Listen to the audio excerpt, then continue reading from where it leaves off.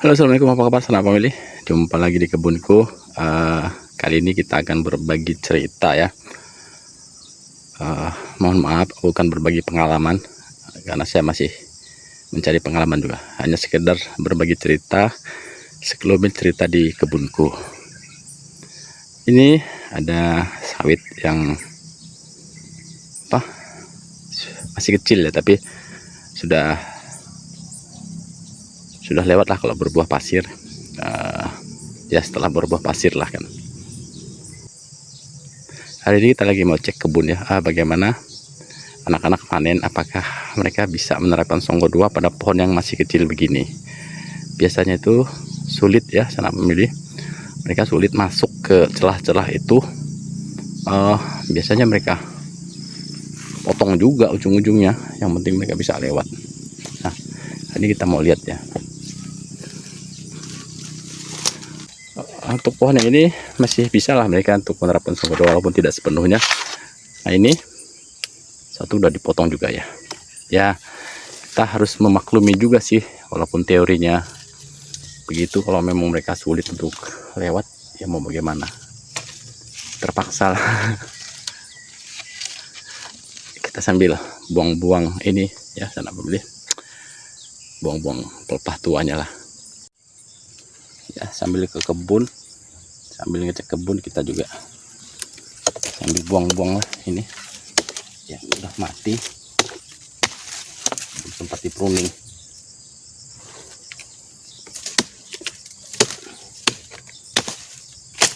Kita buang tipis-tipis saja dulu. Nah,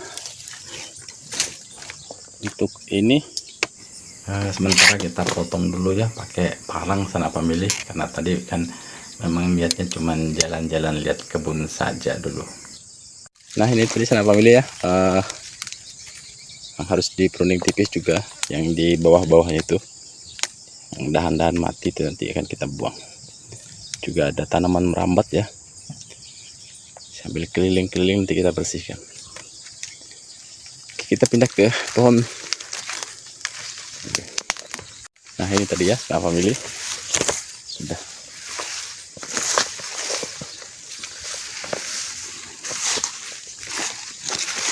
ya, agak lumayan lah. Tapi itu nanti kalau mereka panen yang itu ya mesti harus dibuang karena tidak bisa mereka lewat juga ya. Ya kita maklumin saja. Tidak semua teori bisa diterapkan juga ya.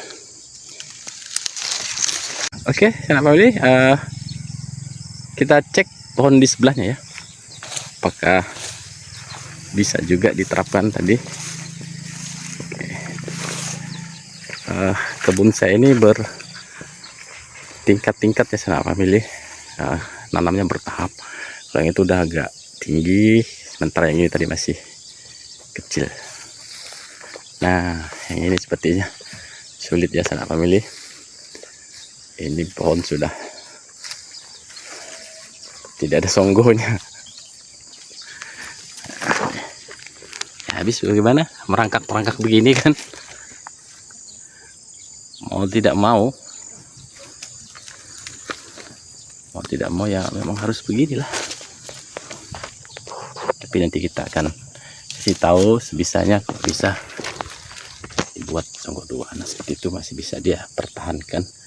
Tapi yang begini ya tidak apa-apa lah, bagaimana lagi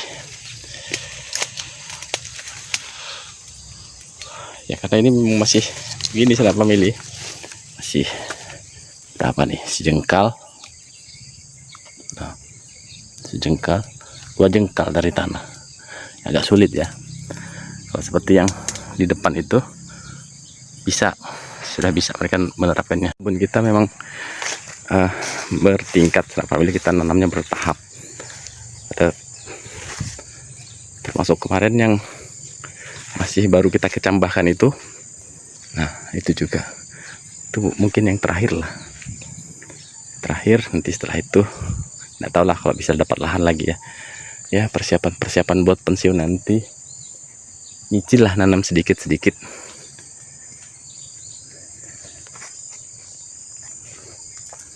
Nah, ini sudah harus di pruning.